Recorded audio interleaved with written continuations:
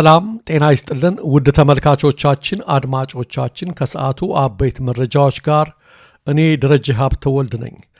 በቅድሚያም በደርግ ጊዜ የነበረው የመለዮ ለባሹ ክፍል ልውውጥ አሁንም ቀጥሏል።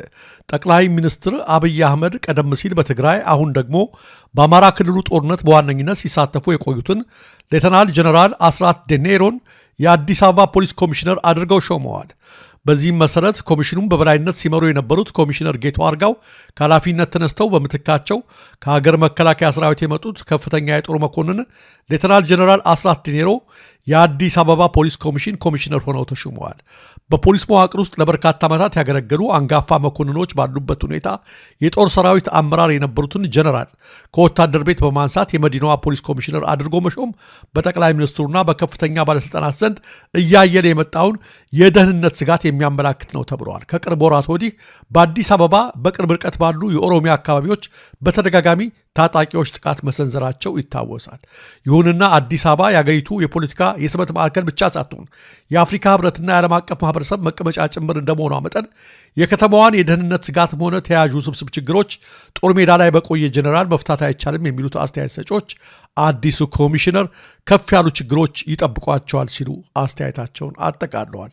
አብዛኞቹ የክልል ከተሞች የጦርነት አውድማ ያደረጋቸው የብልጽግና አገዛዝ ሁሉም ባይባል አብዛኞቹ ነገሮቹ በአዲስ አበባ ላይ ተወስነው መቅረታቸው ይታወቃል። የመንግስት ታጣቂ ሆኖ ሳለ ጀብድ ፈጽመው ፋኖ ተቀላቀለው አርበኛ እንዳለ እንየው ከአርበኛ ዘመነ ካሴ የማበረታቻና የጀግነት እውቅና ሽልማት ተበረከተለት። በምዕራብ ጎጃም ዞን የጅጋ ከተማ ከንቲባና የሰላምና ደህንነት አመራሮች ያገዛዙ ወታደሮች መንገድ ጠቋሚ በመሆን በከተማዋ ነዋሪዎች ላይ ካደረሱት በደል ባሻገር ባለሀብቶችን በማዘረፍና ሴቶችን በመድፈር ጭምር ከፍ ያለ ግፍ ሲፈጽሙ መቆየታቸው በተደጋጋሚ መዘገቡ ይታወሳል።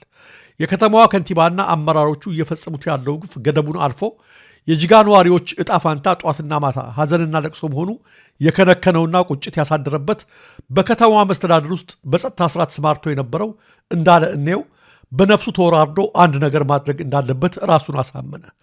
የህይወት መስዋዕትነት እንኳ ቢያስከፍለው የሚመጣውን ሁሉ ለመቀበል በመቁረጥም ህዝቡን እያስለቀሱ ነው ባላቸው በጅጋ ከተማ ከንቲባና በሌሎች የከተማው መስተዳድር አመራሮች ላይ እርምጃ ወሰደ።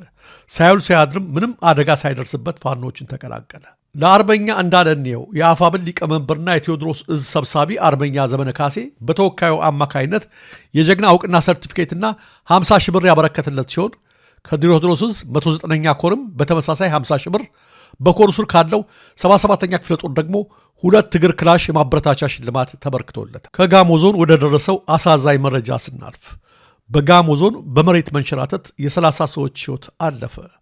የጋሞ ዞን አስተዳደር በሰጠው የሐዘን መግለጫ በዞናችን በተለያዩ አካባቢዎች በጣለው ከባድ ዝናብ ምክንያት በተለይም በደጋማ አካባቢዎች በተከሰተ የናዳና የጎርፍ አደጋ የ30 ወገኖቻችን ህይወት በማለፉ የዞኑ አስተዳደር የተሰማውን መሪር ሐዘን ይገልጻል ብለዋል። አያይዞም በደረሰው ድንገተኛ አደጋ ህይወታቸውን ላጡ ወገኖቻችን የተሰማንን ጥልቅ ሐዘን እየገለጽን ለአደጋው ሰለባ ቤተሰቦች፣ ወዳጅ ዘመዶችና ለመላው የዞኑ ህዝብ መጽናናትን እንመኛለን ብለዋል።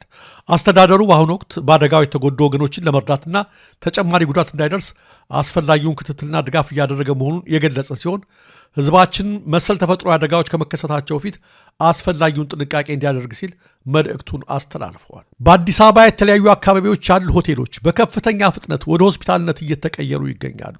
እንደ ዶይቼ ቬለ ዘገባ በአንድ ወቅት የቱሪስቶች መዳረሻ የነበሩ በድግስና በደስታ ድምፅ የታወቁ ህንፃዎች ዛሬ መልካቸውንና ቀለማቸውን ቀይረው የነጭ ጋውን የለበሱ ባለሙያዎችና የህመምተኞች መጠለያ ሆነዋል።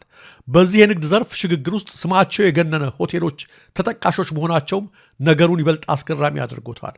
አፋርነስ ሆቴል ዛሬ 120 አልጋዎች ያሉት ላንስቴት አጠቃላይ ሆስፒታል ሆነዋል።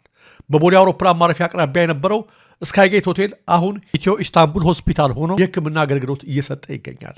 አሁን የአፍሪካ ህብረት ምስረታ ታሪክ ምስክር የሆነው ሀራምቢ ሆቴል ታሪካዊ ህንፃም በ300 ሚሊዮን ብር ወጪ ወደ ቅዱስ ኡራኤል የውስጥ ደዌ ስፔሻሊስት ክሊኒክ እየተሸጋገረ ሲሆን ዮርዳኖስ ሆቴል ወደ መቅረዝ ሆስፒታል፣ ባሻሊ ሆቴል ደግሞ ዋሽንግተን ሄልዝ ኬር የሚል የህክምና ማዕከል ሆነዋል። የኢትዮጵያ ሆቴልና ቱሪዝም አሰሪዎች ፌዴሬሽን ፕሬዝዳንት ዶክተር ፍስሐ ወልደሰንበት እንደሚሉት የኮቪድ-19 ወረርሽኝና የሰላም እጦት የቱሪዝሙን ዘርፍ ክፉኛ መተውታል። ሆቴሎች ገቢ አጡ፣ የባንክ ዕዳ ግን አልቆመም። በአገሪቱ አብዛኛው ባለሀብት በባንክ ብድር የሚንቀሳቀስ በመሆኑ ባለቤቶች የባንክ ወለድና የማስኬጃ ወጪዎችን መሸከም ሲያቅታቸው ፊታቸውን ይበልጥ ትርፋማ አስተማማኝ ወደሆነው የጤና ዘርፍ አዙረዋል ይላሉ። ይህ ከአልጋ ወደ አልጋ የሚደረግ ሽግግር በከተማዋ ገጽታና በኢኮኖሚው ላይ ምን ይዞ ሊመጣ እንደሚችል በሂደት የሚታይ ቢሆንም የአዲስ አበባ የሆቴልና ቱሪዝም ዘርፍ አዲስ ክስተት እያስተናገደ ነው ብለዋል።